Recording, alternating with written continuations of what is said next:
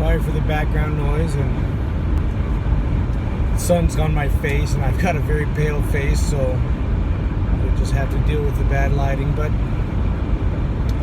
I'm about Oceanside, California, on my way home from my third Mankind Project New Warrior Training Adventure staffing. First 2 times I did it, I worked as man of service in the kitchen. That was a great experience. I loved it. This time I was actually on the staff working with the men going through for their first time for their weekend, for their adventure. What an amazing experience. Absolutely amazing. So much so that I really just felt compelled to just record some of my thoughts to share.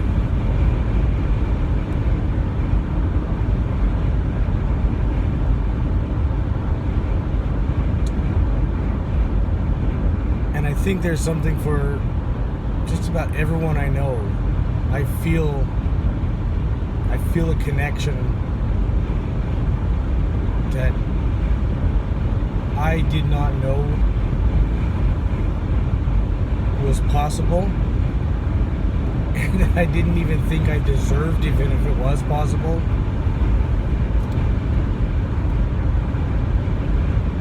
I'm sure there are many different ways to find yourself on the path of discovering connection to other people. This has been a very good one for me. Mankind Project. Men, do this.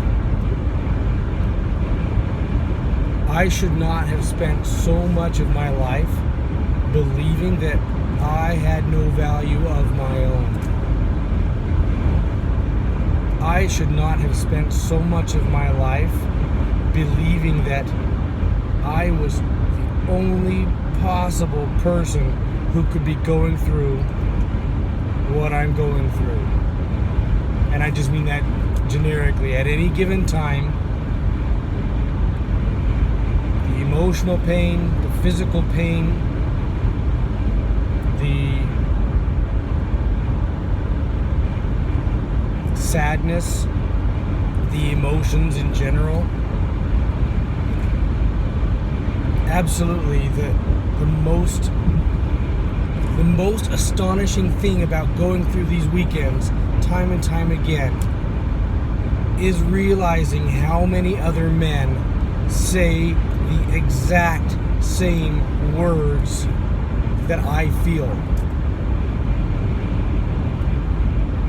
I'm worthless. I'm unlovable. I'm unloved. I have no value of my own. My role in life is to serve others. And if I'm not serving someone else, I have no value.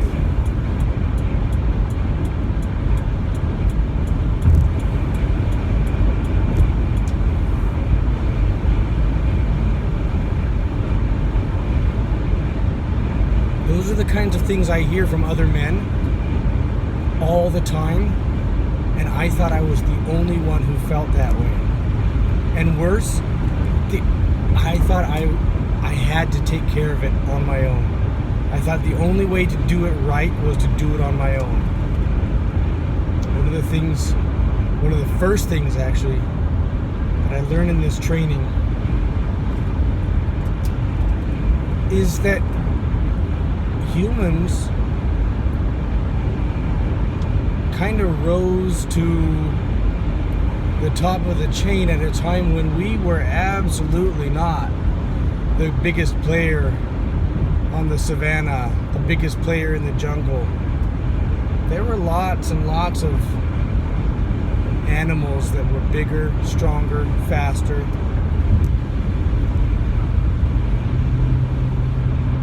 Alone, there's absolutely no no way to rise to the top of that food chain, of that pyramid, of that control structure. There is no way in this stature to do that alone. I mean, somehow we've come to believe that that's what we got to do. I got to do this alone. Being a warrior means having no feelings, no emotions. Being a warrior means I have to protect others, even at the cost of my own physical or emotional safety. But it's not true. I don't have to do it alone. You don't have to do it alone.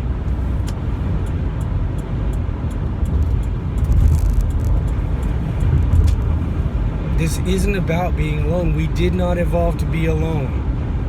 We didn't. We were never created to be alone. Even if you don't want to hear we didn't evolve to be alone. Okay, look at it from your religious point of view. I know that the Bible tells you it's not good for man to be alone. Very first thing that happened was that the first man was given someone else to be with, to help him.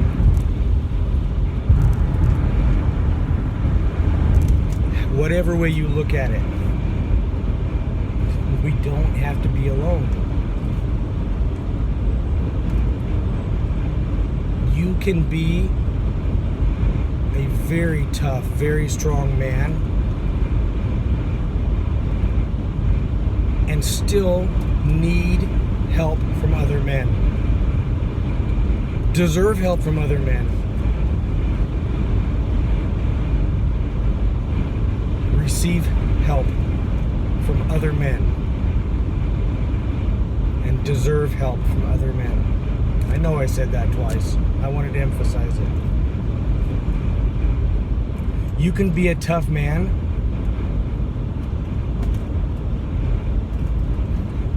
and still have emotions.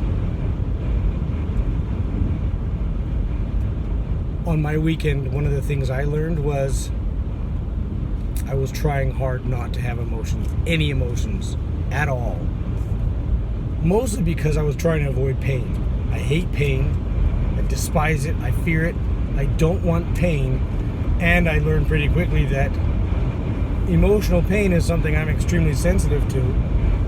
So I decided I was just not going to feel it. I wasn't going to have it. I wasn't going to feel it. Not going to happen. Do you know what you call a person who has no emotions?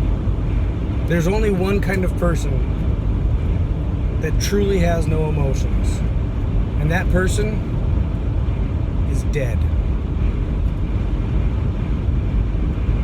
The only kind of person that has no emotions is dead. And I was walking around trying to be dead. But as a man among men, I am alive.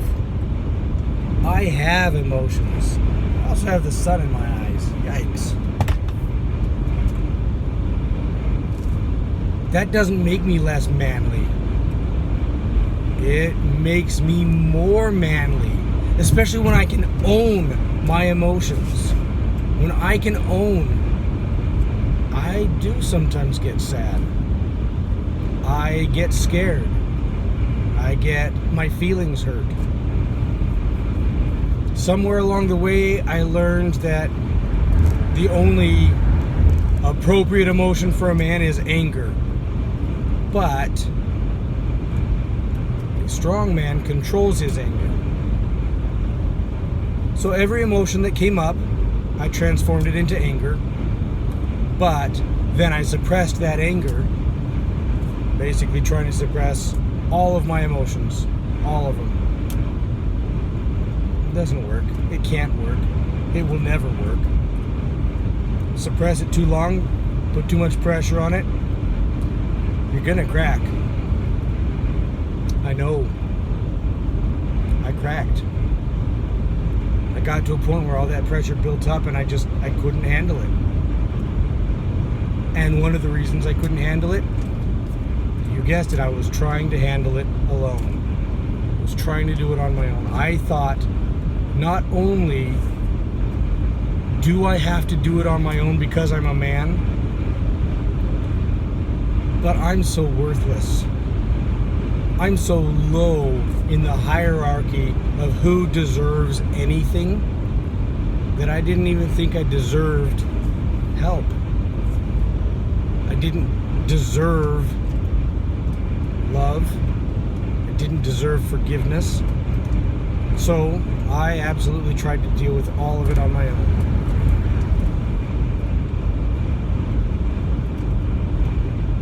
Do you know sometimes love can come out as anger? You know, sometimes fear can come out as anger.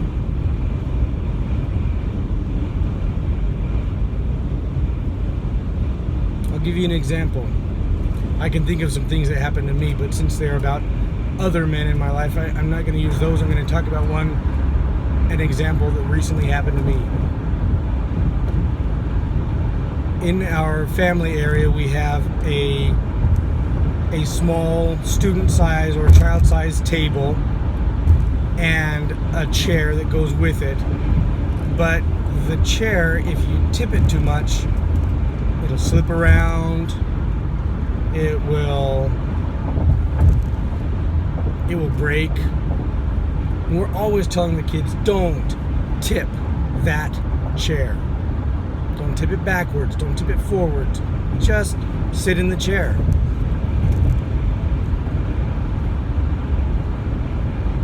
We've said it. We've said it months and months and months and months.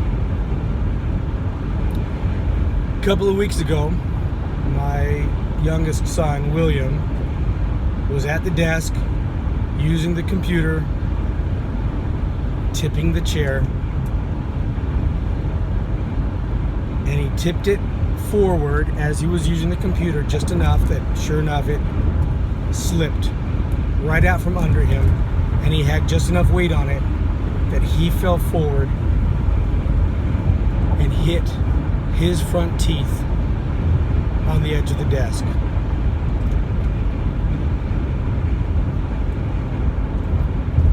I love William.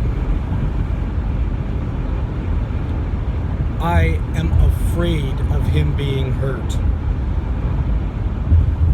And in that moment, all anyone could see was how angry I was that he had not listened to me about don't tip the chair. Why was I angry? Okay. One, my son was hurt, and I love him, and I could not do anything to stop him from being hurt. Two, I felt like I had failed at my responsibility to protect him. And three, this is not just this situation, but so many other situations. I believed, I still kind of believe, but I'm working on changing it. I believed that if I were important and valuable enough as a person, as a father, as a peer, or whatever, then the advice I give others to make them not get hurt would be followed. So, if someone gets hurt because they do something I suggested they don't do, that must mean they don't see me as being important enough to listen to. So William got hurt, knocked his teeth pretty good. They're baby teeth. Dentist says don't worry about it because they'll be falling out within the next couple of months, but I don't know. I mean, those teeth, they're dead. They turned gray. He smacked them hard. It's hard for me as a father who loves his son to see him in that kind of pain. It's hard for me as a father who is afraid of his children getting hurt to see that he got hurt. So the only thing that anyone got to see in that moment was my anger. I had to leave the room, and I even told my wife, I am so angry right now. I didn't unpack it immediately, but you can see that I have thought through it and processed it. I invite you to look at yourself. Look at the way you interact with people around you. Does your love and fear, love for them, fear of them leaving you, fear of them getting hurt, fear of them not valuing you, does that come out as anger? I know for me it does. It certainly has. Absolutely.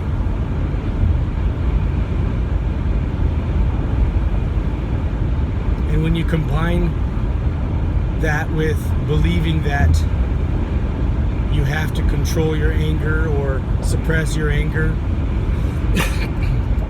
when I combine that with believing that's what I had to do, then all I'm doing is suppressing the underlying love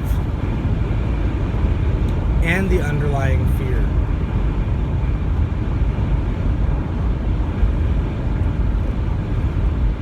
I need to feel safe, so I need my fear to be addressed. And most shocking of all, being a man, turns out I need love too. So by getting angry and suppressing it, I was preventing myself my whole life from getting my needs met. I was preventing myself from getting my need to feel safe met, my need to be loved met.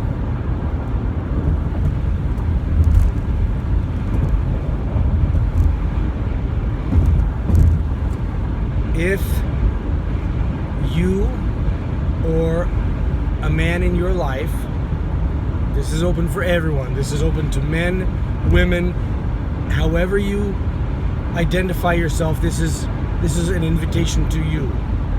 If you or a man in your life is struggling, maybe struggling with a sense of purpose, maybe struggling with a sense of self, maybe struggling with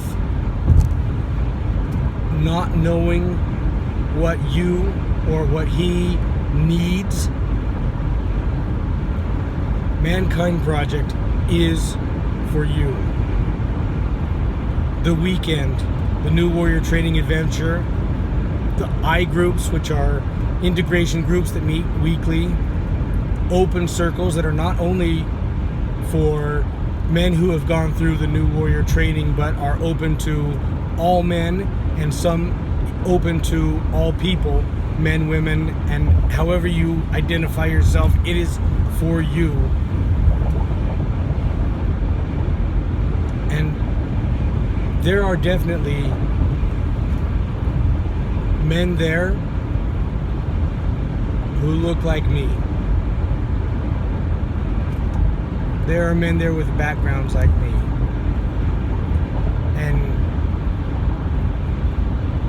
And it would not be hard, I imagine, to look at me and hear what I'm saying and come away thinking this whole Mankind Project thing, that is for men who look like Brian, think like Brian, love like Brian, have political views like Brian, have a socioeconomic class like Brian. The man who invited me looked a lot like me. And that helped me get there. In fact, not only did he look like me, his first name was Brian, so that's funny. That helped me get there. But once I was there, I absolutely learned that there is not only a place for a man like me, there is a place for a man like you. There is a place for you. There is a place in this community of men for you. A place where you can learn that it is safe to be a man, a warrior, in your power. And that part of being in your power means knowing and naming your emotions, your fears, your shame, your shadow. There's always a shadow. There's always something that just feels dark, that feels like it's going to keep you from being a powerful man. Don't give into it. Oh, I spent my whole life giving into it. My whole life believing, oh, if I do this, I'm less of a man. And then other times, that shadow would almost swing the other way and say, oh, I can't assert my manliness, my masculinity, because that kind of power is inappropriate or intimidating.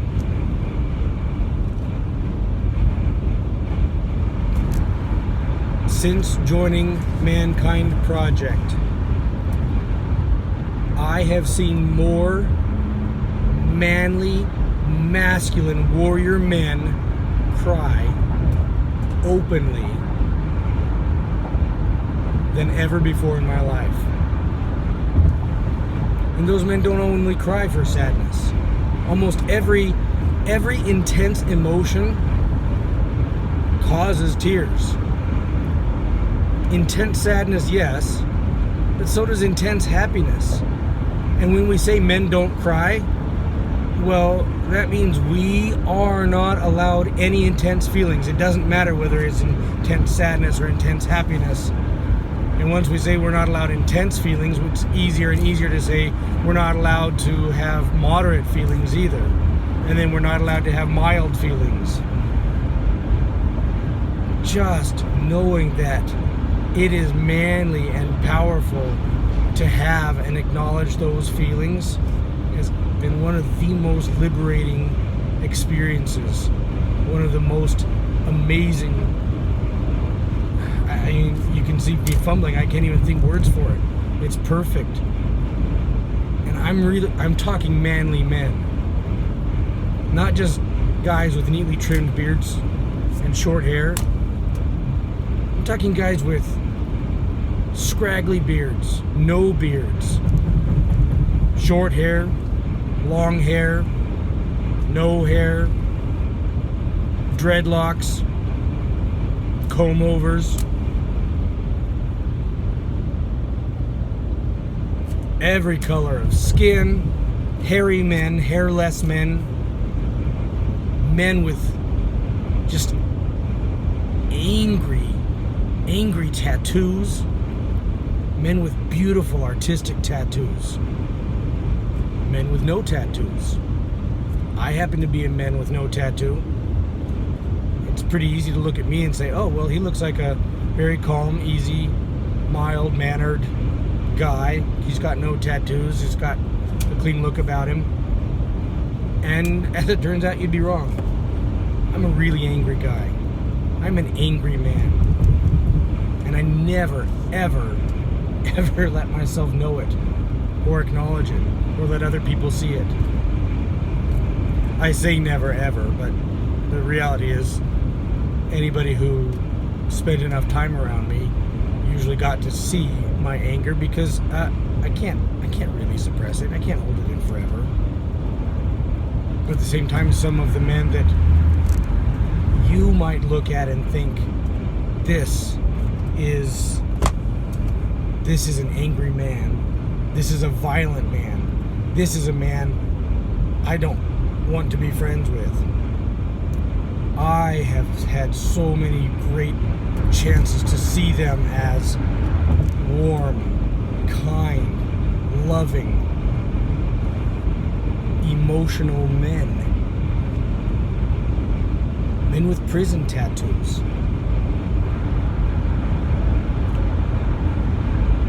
Men with gang tattoos. Men with scars. Scars from surgeries, scars from battle, scars from gang fights.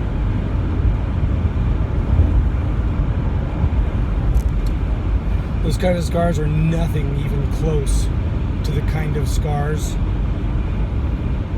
that so many men are carrying around inside,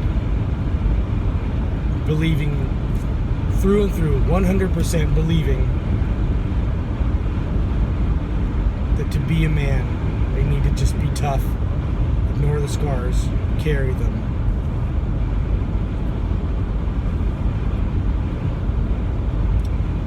I saw a man come to this weekend who was easily 10 inches taller than me, much broader shouldered, a very big, burly, angry looking man. And on the very first night I had a chance to look into his eyes, directly in his eyes, eye to eye.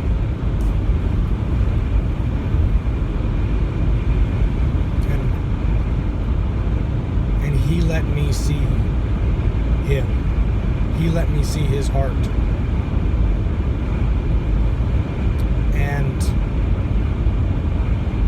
this man that, you know, even as recently as a year ago, before I understood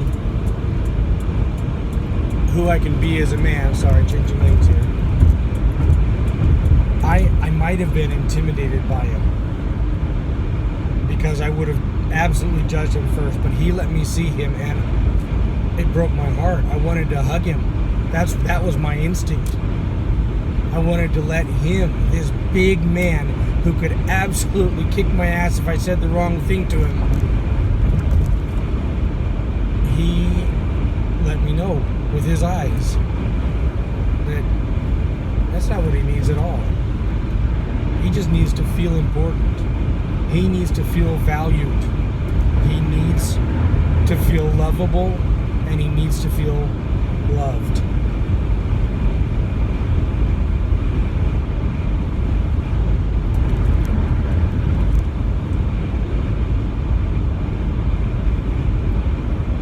I am already a better man than I was, let's say, 10 months ago, before any of this process started for me. The biggest reason I know I'm a better man is that I know all the things that are wrong with me. All the things that I'm ashamed of. I finally started being able to just say, I'm ashamed of that about myself. I've been able to admit that, you know what? I've always been kind of an emotionally sensitive guy. When I was 10, 12, 14, that didn't go over very well. That was absolutely the kind of thing that got me made fun of by my peers. Even grown men, we were all taught that kind of emotional sensitivity is not okay. I still don't like it about myself, but it's true. I hate the way I procrastinate. I hate the way that I put things off until the last minute. But I also have started to understand that I procrastinate because I'm so scared that what I'm going to do has to be done perfectly that I don't want to start it. Because as soon as I start it, I open the possibility that I'm going to fail. This past weekend, one of my roles was participant carpool coordinator. There were 32 men who signed up to participate in the weekend, meaning men who were going through the training for their first time, not men who were staffing like I was. And my role was simply to contact them about 10 days, a week to 10 days before, and help them arrange to carpool to the training site. Kind of give them a first hint of, hey, this weekend is all about learning that you can rely on other men as a warrior. I volunteered for that role because it was pretty simple. It's just a matter of managing some data, contacting some people, coordinating and correlating everything that comes back.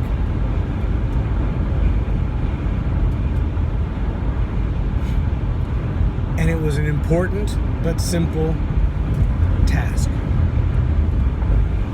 Important. Better not screw this up. Simple. It would be stupid of me to have to ask for help. Important. Better not mess this up. Simple. Better not ask for help. Important. Better not mess this up. Simple. Better not ask for help. I procrastinated. I had support. I didn't have to do this role on my own, even though I've never done it before. Maybe because, but even if I had done it before, I wasn't just thrown into the role. I had a mentor, someone who had done it before, who offered me support, who offered me help, who made me aware that as a man, I can rely on another man for support. But I put it off. I didn't ask for help. He hadn't heard from me, so about 5 days before the training, remember, I should have reached out to all the participants 7 to 10 days ahead. 5 days, he reached out to me and asked if I needed support. I was so embarrassed because I had not even started the task.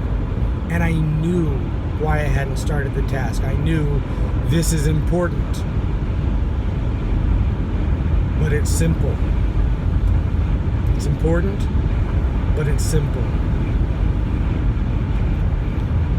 In the end, the task was completed, but it did mean, in some cases, having to pick up the phone several times while I was at the training site. The training site is remote. Not a lot of cell signal. Not a lot of cell towers out there, so there's not much cell signal. There is a landline, but there's only one, and if it's in use for other things.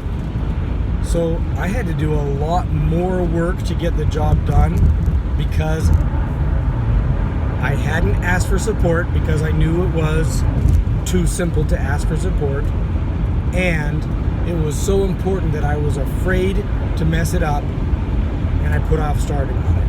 I had to do way more work in the end than I would have had to otherwise. That's something I'm ashamed of. And I'm ashamed of the fact that that's a pattern in my life.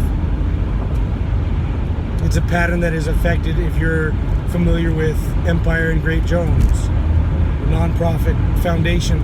I started because I had a vision about celebrating, facilitating, supporting, cheerleading emerging and talented writers at all levels, whether they were just starting out and coming out, really well established and wanted to pay it forward, anything.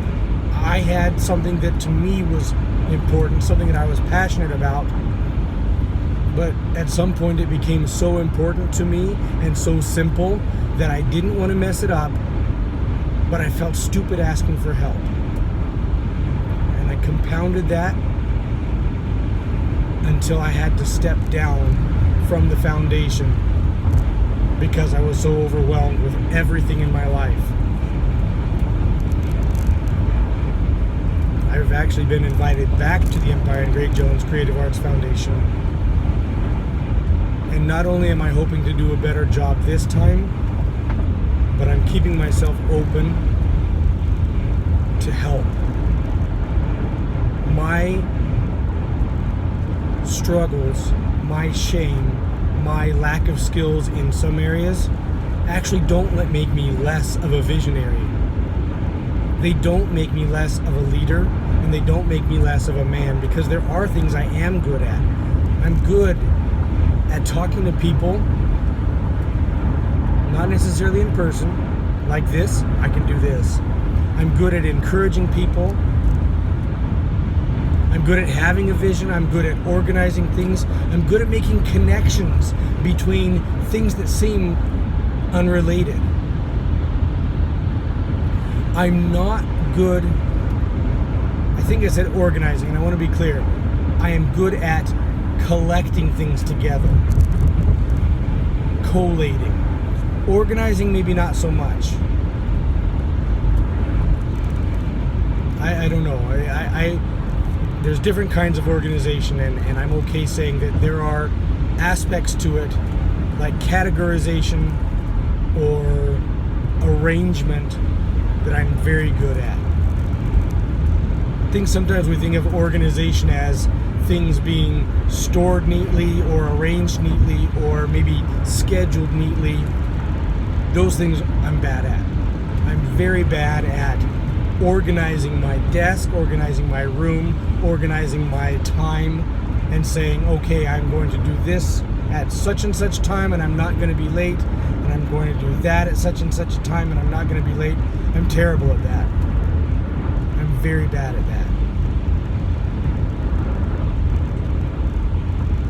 But there are other things I'm good at. Every issue of Spark, Ember, and Zetetic is something that I am incredibly proud of and received tons of help with.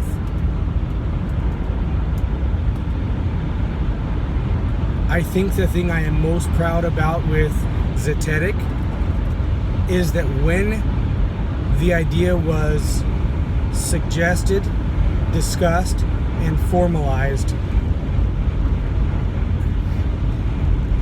I immediately handed it off.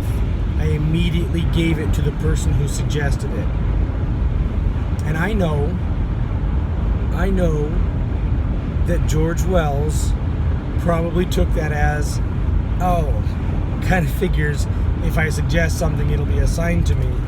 We've joked about that, but also that was a hard thing for me to do, and I'm so glad I did, because the entire time George Wells was managing director of Zetetic, that publication became more amazing than I could have envisioned it being. Letting go of that and not doing it was perhaps one of the biggest wins of my time at Empire and Great Jones, because it meant someone else could succeed and excel, and I got to feel the power of an amazing publication.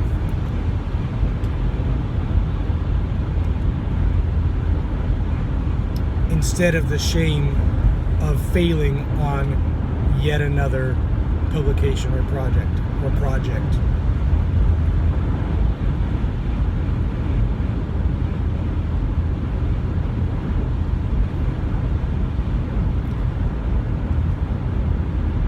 I got to a point about a year ago where I was completely out of control in every part of my life. Very few people could see that.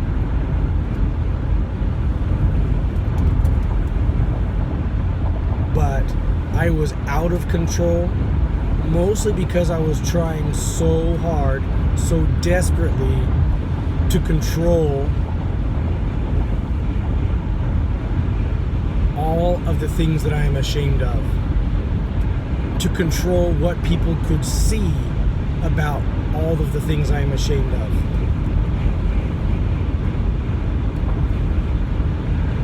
I have learned, and I invite you to learn, I have felt and enjoyed more power. I have felt more powerful in the 10 months since my life came crashing down, and everyone who was important to me suddenly knew that I was weak, that I had shame, that I had shadow, that I had addictions.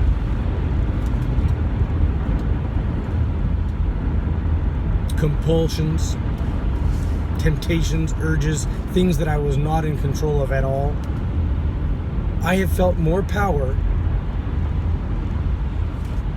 and I will correct what I said there. I know I said people knew I was weak, but I mean, when I say that, it's not that I misspoke. It's at that moment, I believed that everyone around me saw me as weak. So, going back to the thought of moving forward, since learning to be okay with all of the things that are not perfect about me, since beginning to learn. Okay, you caught me. I felt that right through the screen that you said, well, what do you mean since learning? You say it like you've already learned it. No, I haven't. But I am beginning to learn it. Since being exposed to the idea that I don't have to be perfect, and that is actually true. Since learning that all of the things that make me who I am are part of my power, since beginning to learn that I am not the only one who feels like this, since learning that my imperfections come together with my gold, I'm using gold to mean all the good things about me, perfectly. My imperfections are a perfect part of me. Oh, it sounds so great. I promise that these are things that I'm still learning. Things that I want to believe here and not just understand here.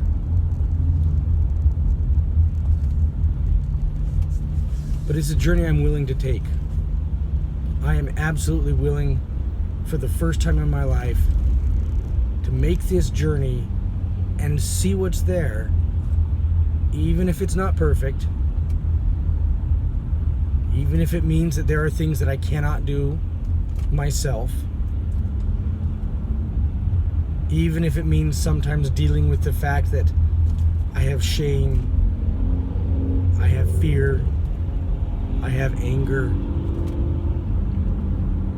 It's a journey I'm willing to make. Because I actually have some hope of finding something really good at the end. Maybe it doesn't end. Finding many good things along the way.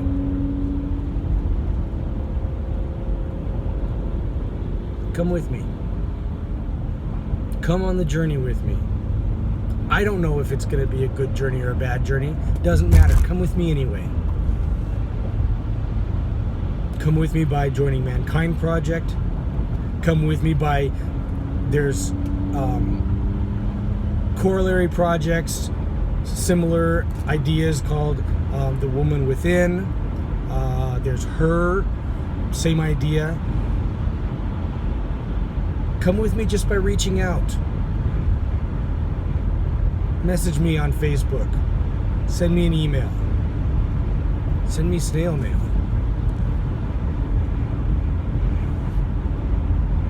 Connect with me. Do the thing that I am absolutely most afraid of and connect with me.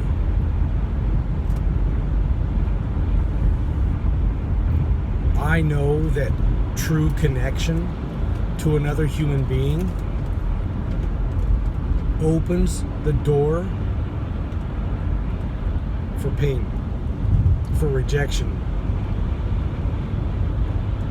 I always tried to avoid that pain by just not connecting to anyone. Not truly. I've shown true parts of me, but I have never shown anyone the whole being that I am. I'm learning to do that. I'm learning to do that. I'm learning to do that. And I invite you to join me. Show someone all of you.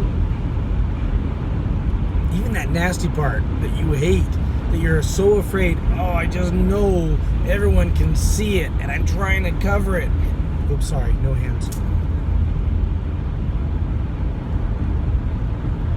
The funniest part about all the things that I thought I had buried and covered or spent more of my time worrying about than anything else, turns out all the people who loved me already knew those things. I was so worried that I'd lose their love, I'd lose their connection. Even just people, let's say, who are acquainted with me and professionally respect me. I was terrified that if they found out that I wasn't perfect, that they would no longer respect me. I was terrified that if they found out I couldn't do it all, or I couldn't do it all perfectly, that would be the end of my career, or at least my job, or at least my role on a project. No, they already knew. The people around me know what I do well at and what I don't do so well at. My wife, who loves me, actually loved me because she knew all of my imperfections and blemishes and struggles and shortcomings. There are some she didn't know the severity of because I did work really hard at hiding them, and I didn't know it was okay. I didn't know it was okay to be flawed and broken, even if I didn't have anything I could point to that said, there's my trauma, that's what happened to me, there's my terrible childhood, there's an accident I was in, there's an incredible loss that I suffered. I don't have those things, and it's still okay. It's okay that I have flaws anyway. It's okay that in some ways I'm broken anyway. It's okay that there are things about me that are imperfect anyway. All the things that I tried to hide from everyone around me because I was scared that I would lose connection, people already knew and were connected to me anyway. Now my job is to somehow allow that connection on my side. Because I've learned this, I promise you, there are people who are connecting to you, who are reaching out and trying to let you receive the connection to their heart, their mind, their soul.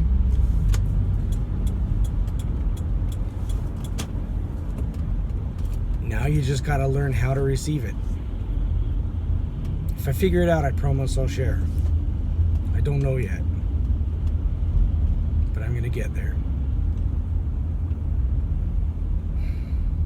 Thanks for driving with me. Thanks for listening. I really appreciate you. And I really do hope you'll join me.